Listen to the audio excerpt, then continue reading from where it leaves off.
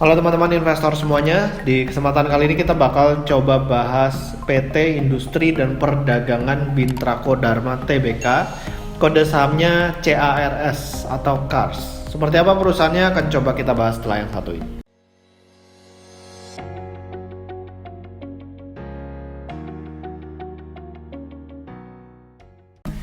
Nah, ini saya ambil dari materi public expose ya. Jadi kalau misalnya kita lihat di sini sekilas, dia ada andalan finance. Jadi dia memang ada finance-nya. Lalu ada Nasmoko.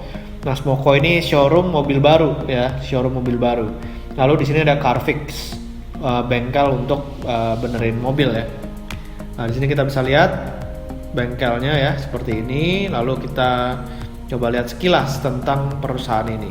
Nah, jadi perusahaan ini jenis usahanya ada otomotif, ada pembiayaan, ada perdagangan, distribusi, bengkel, dan juga ada e-commerce. Nah, 3 brand terkenalnya yaitu Nasmoko, Andalan Finance, dan juga Carfix. Nah, di sini kita bisa perhatikan ya, dari laporan keuangannya di bagian perjanjian di poin nomor 35, perusahaan ini merupakan main dealer ya, jadi dealer utama. Perusahaan apa ya kan? Nah, perusahaan PT Toyota Astra Motor TAM atau anak usahanya Astra. Nah, jadi kalau misalnya kita lihat di sini, perjanjian ini memberikan NRM hak distribusi istimewa di Provinsi Jawa Tengah dan juga daerah istimewa Yogyakarta untuk menjual kendaraan bermotor dengan merek Toyota. Ada suku cadangnya juga, aksesoris dan juga peralatan yang terkait dengan kendaraan tersebut. Nah, jadi dari Toyota Astra Motor ini sepakat untuk memasok kendaraan bermotor, suku cadang, aksesoris, dan peralatan-peralatan tersebut kepada NRM. Jadi boleh dikatakan ya dapat suatu hak istimewa ya untuk menjual produknya si Toyota nih, si NRM ini ya. Nah, jadi kalau misalnya kita lihat dari kinerjanya, dari tahun 2016 sampai tahun 2019 ini pendapatannya cenderung stagnan. Dari 6,7 triliun sempat naik ke 8,2 triliun di tahun 2018, tapi tahun 2019 turun jadi 7,4 triliun. Jadi ini memang tanda-tanda juga ya, di tahun 2019 itu udah mulai melambat. Nah, lalu dari laba bersihnya ya, dari laba bersihnya di tahun 2016 sempat 200 miliar, 2017 200-an miliar. Nah, tapi tahun 2019 dia rugi 80 miliar. Lalu bagaimana dengan kinerja di tahun 2020 ya? Ini saya menggunakan laporan keuangan kuartal 3 tahun 2020. Di sini kita bisa lihat dari pendapatan otomotifnya itu turun signifikan ya, dari 4,2 triliun menjadi 2,3 triliun. Sementara pembiayaan konsumen dari Andalan Finance-nya itu juga turun dari 740-an miliar menjadi 380 miliar. Nah, jadi kita bisa lihat di sini nih, laba brutonya atau gross profitnya yang tadinya hampir 800 miliar sekarang cuma tersisa 350-an miliar.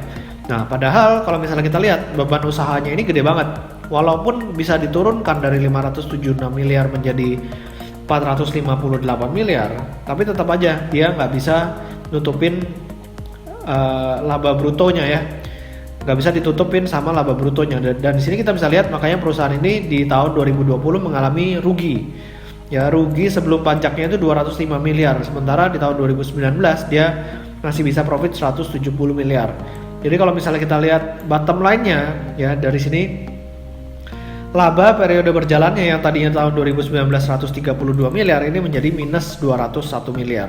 Nah, yang cukup menarik dari CARS ini adalah aktivitas operasinya, cash flow-nya ini masih positif cukup besar. Ya, jadi dari 9 bulan tahun 2019 ini bisa 1,1 triliun. Di tahun 2020 30 September dia cash flow from operation-nya 900 miliar. Sementara kalau misalnya kita lihat capital expenditure-nya cuma sekitar 140-an miliar. Nah, jadi kalau misalnya kita lihat di sini free cash flow-nya itu masih sekitar 700-an miliar untuk ukuran 9 bulan tahun 2020. Nah, lalu kita bakal coba lihat kira-kira dari sisi